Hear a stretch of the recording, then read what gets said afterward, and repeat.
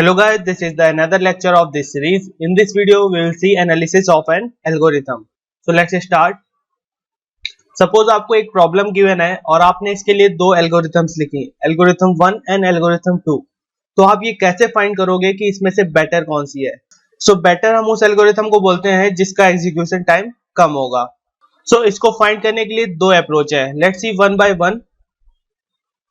सबसे पहले मैं एग्जांपल ले लेता हूं.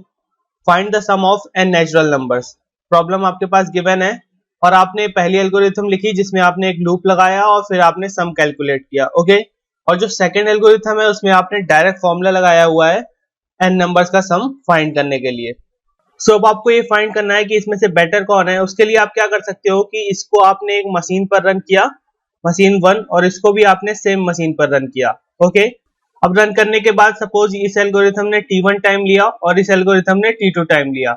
अगर T1 का टाइम कम आता है T2 से तो फर्स्ट एल्गोरिथम बेटर होगी, और अगर T2 का टाइम कम आएगा T1 से तो सेकंड एल्गोरिथम बेटर होगी. ओके. बट ये फिजिबल तरीका नहीं है किसी भी एल्गोरिथम को फाइंड करने का कि वो बेटर है कि नहीं, बिकॉज इसमें आप मशीन डिपेंडेंसी देखते हो और कई बार ऐसा हो सकता है कि आप दोनों प्रोग्राम को सेम मशीन पर नहीं रन कर सकते हो. तो उसमें वहां पर अगर आपका प्रोसेसर अच्छा नहीं है, किसी और मशीन का प्रोसेसर अच्छा है, तो उसमें हो सकता है कि ये फर्स्ट एल्गोरिथम कम टाइम दे और ये वाली एल्गोरिथम ज्यादा time they. Okay. But in दोनों में से बेटर है सेकेंड वाली एल्गोरिथम. क्यों बेटर है अभी हम लोग बाद में देखेंगे जब हम लोग फाइंड करेंगे कि टाइम कॉम्प्लेक्सिटी कैसे निकालते हैं. ओके.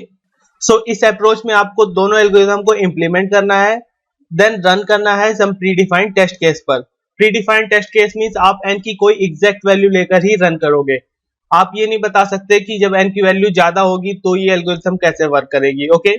सो सबसे पहला डिसएडवांटेज तो हो गया मशीन डिपेंडेंसी, कि आपको मशीन डिपेंडेंट होना पड़ रहा है यहाँ पर. और सेकेंड पॉइंट इज आपको हर एल्गोरिथम को इंप्लीमेंट करना पड़ेगा. एंड थर्ड पॉइंट इज आप किसी प्रीडिफाइंड टेस्ट केस के लिए ही चेक कर सकते हो. ओके. सो जो सेकेंड अप्रोच होगी हमारी, उसमें हम लोग थियोरेटिकल एनालिसिस करेंगे. So let's see. Second approach है एसिम्प्टोटिक एनालिसिस. एसिम्प्टोटिक एनालिसिस आपकी थियोरेटिकल अप्रोच है. उसमें मशीन डिपेंडेंसी थी, इसमें कोई मशीन डिपेंडेंसी नहीं है, ये मशीन इंडिपेंडेंट है. आप पेन एंड पेपर पर इसको फाइंड कर सकते हो. ओके. अब इसमें हम लोग ग्रोथ फाइंड करते हैं इनपुट साइज के टर्म्स में. Means major order of growth in terms of input size. Means अगर n आपका इंक्रीज होता है तो उसके अकॉर्डिंग टाइम आपका कैसे बिहेव करेगा, इस एनालिसिस से आपको वो पता चल जाता है. Okay. So this one is better. So analysis में कुछ टाइप होंगे. टाइप में आ गया आपका worst case, average case and best case. So ये क्या है, इसके लिए मैं आपको एक एग्जांपल लेके बताता हूँ. सपोज आपको कोई प्रोडक्ट परचेज करना है किसी मार्केट से और उस मार्केट में 100 शॉप्स है और वो एक लाइन से है. ओके. सो आप क्या करोगे कि आप फर्स्ट शॉप पे गए और आपने प्रोडक्ट पूछा, आपको मिल गया तो आपने परचेज कर लिया. तो वो आपका बेस्ट केस हो गया कि आप पहली शॉप पे गए और आपको प्रोडक्ट मिल गया. एवरेज केस क्या होगा कि आप पहली शॉप पे गए, आपको प्रोडक्ट नहीं मिला, देन हम सेकंड शॉप पे गए, उस पे भी नहीं मिला. इसी तरह आप किसी मिडिल में पहुंच गए, वहां पर आपको अगर प्रोडक्ट मिलता है तो वो आपका एवरेज केस हो गया. वर्स्ट केस ये हो गया कि आपको लास्ट की कुछ शॉप पे जाकर ही आपको प्रोडक्ट मिलता है, और ऐसा भी हो सकता है कि आपको प्रोडक्ट ना मिले उस शॉप पर, तो वो भी आपका वर्स्ट केस के अंदर आता है. ओके. सो ये जो मैंने एग्जांपल दिया है सिंपल लीनियर सर्च का एग्जांपल था. अब इन केसेस को डिनोट करने के लिए कुछ नोटेशंस यूज होते हैं जिनको हम एसिम्प्टोटिक नोटेशन बोलते हैं. Let's see one by one.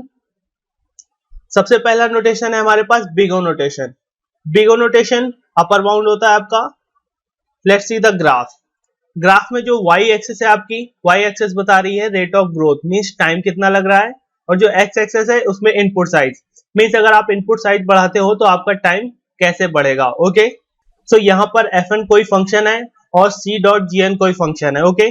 सो यहाँ पर जो gn फंक्शन है वो fn फंक्शन से ऊपर है, बट शुरू में ये ऊपर नहीं था.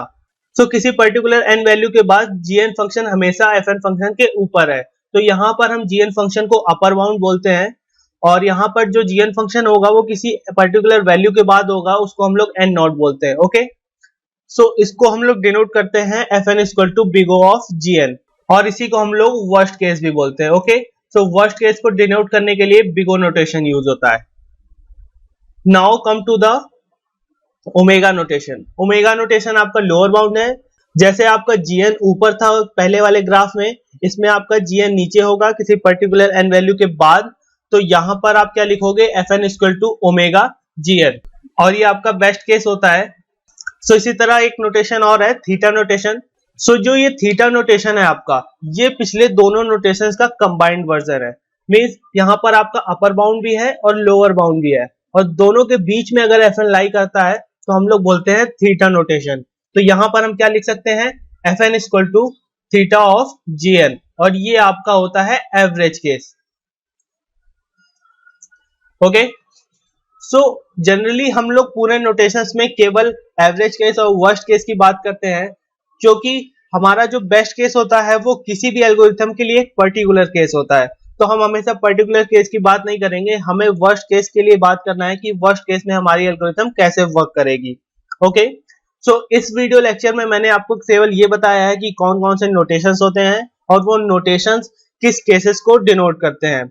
सो अगर आप बिगनर हैं तो हो सकता है ये वाला पार्ट आपको थोड़ा सा टफ लगा हो, बट ट्रस्ट मी, आगे आने वाले वीडियोस में आप इजीली फाइंड कर लोगे किसी भी एल्गोरिथम की टाइम कॉम्प्लेक्सिटी। और ये जो ग्राफ मैंने बताया है ये कभी भी यूज नहीं होगा, ये बस बुक्स में होता है, इसलिए मैंने बता दिया है कि ऐसे ऐसे ग्राफ होता है, ये अपर बाउंड होता है, ये लोअर बाउंड होता है। ओके, सो इन ग्राफ का यूज नहीं होने वाला है, कहीं भी यूज होगा तो बस नोटेशंस का यूज होगा। Okay, so this is all about this lecture. Thank you for the watching. See you in next video.